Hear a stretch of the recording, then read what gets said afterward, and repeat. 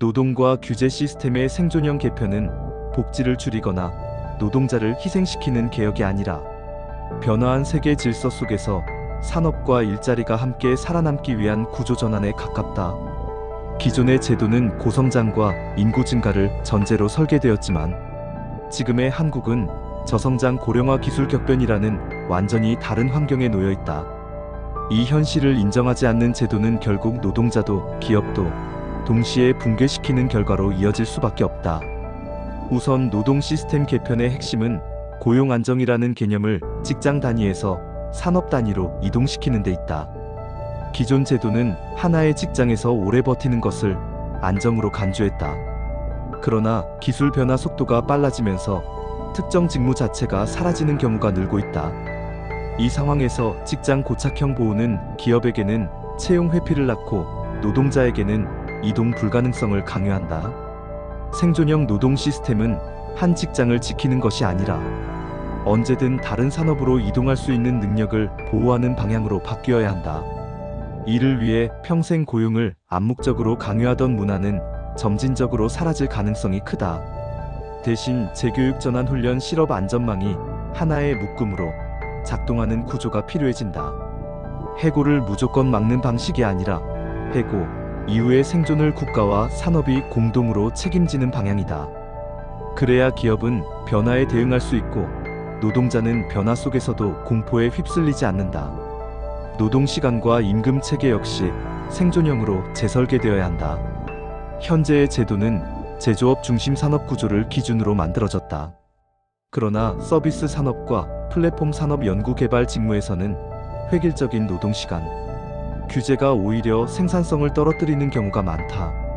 장시간 노동을 허용하자는 의미가 아니라 직무 특성에 따라 집중 노동과 회복 시간이 유연하게 조정되는 구조가 필요하다는 뜻이다.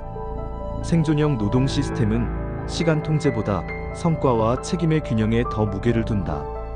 임금 구조 또한 연공 중심에서 직무 능력 중심으로 이동하지 않으면 안 된다. 연차가 곧 임금 상승을 보장하는 구조에서는 젊은 인재의 진입이 막히고 기업은 고령 인력을 부담으로 인식하게 된다. 결과적으로 신규 채용이 줄어들고 노동시장은 고착된다. 생존형 개편은 동일 노동 동일 가치 원칙을 강화하면서도 숙련과 전문성이 명확히 보상받는 구조로 전환되는 방향이다. 규제 시스템의 개편 역시 핵심은 통제의 강도가 아니라 방향성이다. 기존 규제는 사고 발생 이후 책임을 묻는 방식에 초점을 맞췄다. 이로 인해 기업은 시도 자체를 두려워하게 되었고 새로운 산업은 태어나기 전에 막히는 경우가 많았다. 생존형 규제는 위험을 사전에 관리하되 혁신 그 자체를 범죄시하지 않는 구조를 지향한다. 특히 산업 규제는 사전 허가 중심에서 사후 감독 중심으로 이동할 필요가 있다. 모든 가능성을 미리 규제하려는 방식은 기술 발전 속도를 따라갈 수 없다. 일정 조건 하에서 실험을 허용하고 문제가 발생할 경우 즉각 개입하는 방식이 현실적인 대안이 된다. 이는 무규제가 아니라 스마트 규제에 가깝다. 중요한 것은 규제의 예측 가능성이다. 기업이 가장 두려워하는 것은 규제의 존재가 아니라 규제가 언제 어떻게 바뀔지 모른다는 불확실성이다. 생존형 규제 시스템은 장기 로드맵을 제시하고 점진적으로 조정함으로써 기업이 투자 결정을 할 수 있는 신뢰 환경을 조성해야 한다. 노동과 규제 개편은 반드시 사회적 신뢰를 동반해야 한다. 노동자는 개편이 해고와 임금 삭감으로만 이어질 것이라 믿지 않아야 하고 기업은 규제가 정치적 도구로 사용되지 않을 것이라 믿어야 한다. 이를 위해 정부는 단기 여론 대응이 아니라 장기 국가 생존 전략이라는 관점에서 제도를 설계하고 일관되게 유지해야 한다. 또한 대기업과 중소기업 간의 격차를 방치한 채 제도만 손보는 것은 실패로 귀결된다. 중소기업이 감당할 수 없는 규제와 비용을 그대로 유지한다면 노동 개편은 양극화를 심화시키는 결과를 낳을 것이다. 생존형 개편은 규모와 산업 특성에 따라 다른 규칙을 적용하는 현실적인 유연성을 포함해야 한다. 결국 노동과 규제 시스템의 생존형 개편이란 통제와 보호라는 낡은 이분법을 버리고 지속 가능성과 적응력을 중심에 두는 재설계 과정이다. 변화를 막는 제도는 정의로워 보일 수 있지만 시간이 지나면 모두를 위험에 빠뜨린다. 변화를 관리하는 제도만이 노동과 산업을 동시에 살릴 수 있다. 이 개편은 단기간에 성과를 보여주기 어렵고 정치적으로도 불리할 수 있다. 그러나 이를 미루는 선택은 결국 더 큰 충격을 미래 세대에게 전가하는 것에 불과하다. 생존형 개편은 선택지가 아니라 지금 한국이 마주한 구조적 현실에 대한 대응이다. 방위산업과 민수산업의 결합을 전략적으로 활용하는 것은 군수 수출 확대를 넘어서 국가 산업 구조 전체를 상향 이동시키기 위한 생존 전략에 가깝다. 방위산업은 고난도 기술 장기 투자 안정적 수요라는 특성을 지니고 있으며 민수산업은 규모 확장 비용 절감 빠른 시장 반응이라는 장점을 가진다. 이 둘을 분리된 영역으로 두는 국가는 기술 축적 속도가 느려지고 결합시키는 국가는 산업 경쟁력이 구조적으로 강화된다. 우선 방위산업이 가진 가장 큰 자산은 실패를 허용하는 장기 연구개발 환경이다. 민수시장에서는 단기간 수익이 나오지 않으면 투자가 중단되기 쉽지만 방위산업은 국가 안보라는 명확한 목적 아래 10년 단위의 기술 개발이 가능하다. 이러한 환경에서 축적된 소재 센서, 통신 제어 인공지능 기술은 민수산업으로 이전될 때 압도적인 경쟁력을 만들어낸다. 항공, 우주, 반도체, 로봇, 에너지 시스템 분야에서 방산 기술이 민수산업의 기술 상한선을 끌어올리는 역할을 하게 된다. 민수산업 입장에서도 방위산업과의 결합은 새로운 돌파구가 된다. 이미 가격 경쟁에서 밀린 분야나 중국 중심 공급망에서 경쟁력이 약화된 산업은 방위산업을 테스트베드로 삼아 고부가 가치화할 수 있다.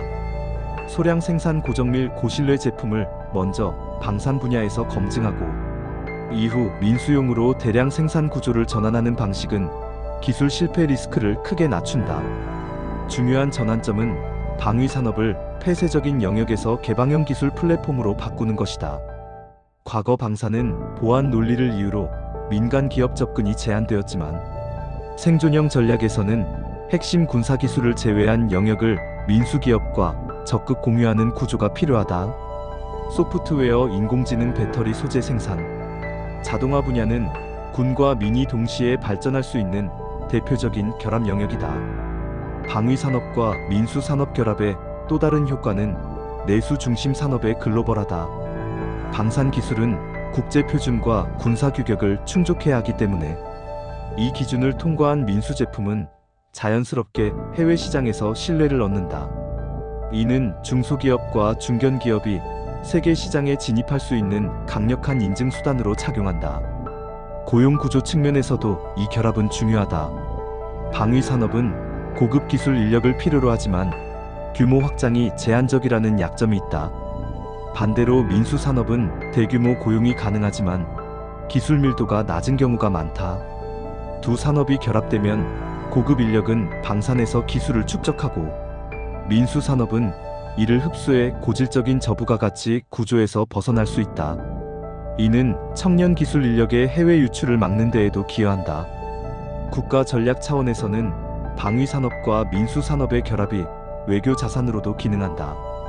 단순 무기 판매가 아니라 유지 보수 공동 생산 기술 이전, 민수 협력 패키지로 구성된 방산 수출은 외교 관계를 장기적으로 고착화시킨다. 이는 수출국과의 산업 네트워크를 형성하며 한국 기업의 해외 진출을 구조적으로 지원한다. 다만 이 전략이 성공하려면 몇 가지 전제가 필요하다. 첫째, 방위산업을 정치적 성과, 홍보 수단으로 소비하지 않아야 한다. 단기 수출 실적에만 매몰되면 기술 내재화는 약화된다. 둘째, 군사 기밀과 기술 보호에 대한 명확한 선이 필요하다. 모든 개방은 위험하며 핵심 기술에 대해서는 철저한 통제가 유지되어야 한다. 셋째, 민간 기업이 방산 진입을 부담으로 느끼지 않도록 규제와 인증 절차를 합리화해야 한다. 결국 방위산업과 민수산업의 결합은 군사력 강화가 목적이 아니라 산업, 생태계 전체를 고부가 가치 구조로 끌어올리는 수단이다. 전쟁을 대비하는 산업이 아니라 평시에도 국가 경쟁력을 유지하게 하는 산업으로 방위산업의 역할을 재정의하는 것이 핵심이다. 이 전략을 성공시키는 국가는 기술을 축적하고 실패를 학습하며 시장을 확장한다. 실패를 두려워해 분리만 유지하는 국가는 비용만 감당하다가 뒤처진다. 방위산업과 민수산업의 결합은 선택적 전략이 아니라 기술 주권과 산업 생존을 동시에 지키기 위한 구조적 전환이라고 할 수 있다. 산업을 국가 생존 인프라로 인식하는 사회적 합의는 선택의 문제가 아니라 구조적 필연에 가깝다. 현대 국가는 군사력이나 외교 선언만으로 존립하지 않는다. 식량 에너지 기술 생산 능력을 안정적으로 유지하지 못하는 국가는 외부 충격이 발생하는 순간 자율적 판단 능력을 상실한다. 산업은 더 이상 단순한 경제 활동이 아니라 국가 기능 그 자체를 떠받치는 기반이다. 과거 산업은 성장과 고용의 수단으로 인식되었지만 글로벌 공급망 불안과 기술 패권 경쟁이 심화된 이후 산업은 곧 안보가 되었다. 반도체가 멈추면 군사장비 통신 금융 의료 시스템까지 동시에 마비된다. 에너지 설비가 흔들리면 생산과 일상 모두가 위기에 빠진다. 이런 구조에서 산업정책은 복지가 아니라 생존 전략이며 산업 붕괴는 곧 국가 위기로 직결된다. 그러나 이 인식은 아직 사회 전반에 충분히 공유되지 못하고 있다. 산업투자기업 지원 기술 보호는 종종 특혜나 기득권 보호로 오해된다. 단기적 불균형만을 바라보며 산업 기반을 약화시키는 선택이 정의나 공정이라는 이름으로 포장되기도 한다. 이런 인식 구조에서는 장기 투자도 인재 양성도 불가능해진다. 산업을 생존 인프라로 인식하는 사회적 합의는 우선 산업 종사자를 공공자산으로 존중하는 데서 시작된다. 엔지니어, 기술자, 생산 노동자는 특정 기업의 이해관계자가 아니라 국가 경쟁력을 유지하는 핵심 인력이다. 이들에 대한 교육 투자와 처우 개선은 비용이 아니라 국가 안보를 위한 투자라는 인식 전환이 필요하다. 또한 산업 보호와 혁신을 이분법으로 나누는 시각에서 벗어나야 한다. 보호 없는 혁신은 환상이며 혁신 없는 보호는 붕괴로 이어진다. 전략 산업에서는 일정 수준의 보호와 실패를 감내할 수 있는 사회적 인내가 필요하고 동시에 성과에 대한 엄격한 책임과 평가도 병행되어야 한다. 이 균형에 대한 공감대가 형성되지 않으면 정책은 정권 교체 때마다 흔들리게 된다. 노동 문제 역시 같은 맥락에서 재해석될 필요가 있다. 노동을 비용으로만 보거나 반대로 권리만으로만 보는 접근은 산업 생태계를 파괴한다. 안전과 숙련을 높이는 방향의 노동 정책은 산업 경쟁력을 강화하고 그 경쟁력이 다시 노동의 지속 가능성을 보장하는 선순환 구조를 만든다. 사회적 대립 구도가 아니라 공동 생존의 문제로 접근해야 한다. 이 합의는 정부나 기업만의 설득으로 이루어지지 않는다. 교육, 미디어, 정치가 함께 작동해야 한다. 산업 구조와 기술 주권 문제를 단순한 경제 뉴스가 아니라 국가 생존 서사로 전달해야 하며 단기 손익이 아니라 세대 단위의 관점에서 논의되어야 한다. 산업 정책 실패에 대한 책임은 명확히 하되 산업 자체를 부정하는 정서는 경계해야 한다. 결국 산업을 국가 생존 인프라로 인식하는 사회적 합의는 우리가 어떤 국가로 살아남고 싶은가에 대한 질문이다. 소비만 하고 생산하지 않는 국가는 위기 앞에서 선택권이 없다. 생산하고 축적하며 기술을 이어가는 국가는 외부 압력 속에서도 주권적 결정을 내릴 수 있다. 이 합의가 형성될 때 비로소 산업 정책은 일관성을 갖고 교육, 노동, 안보, 외교가 하나의 방향으로 연결된다. 산업은 더 이상 특정 집단의 이해가 아니라 모두의 생존 조건이라는 인식이 자리 잡을 때 국가의 내구력은 비로소 완성된다.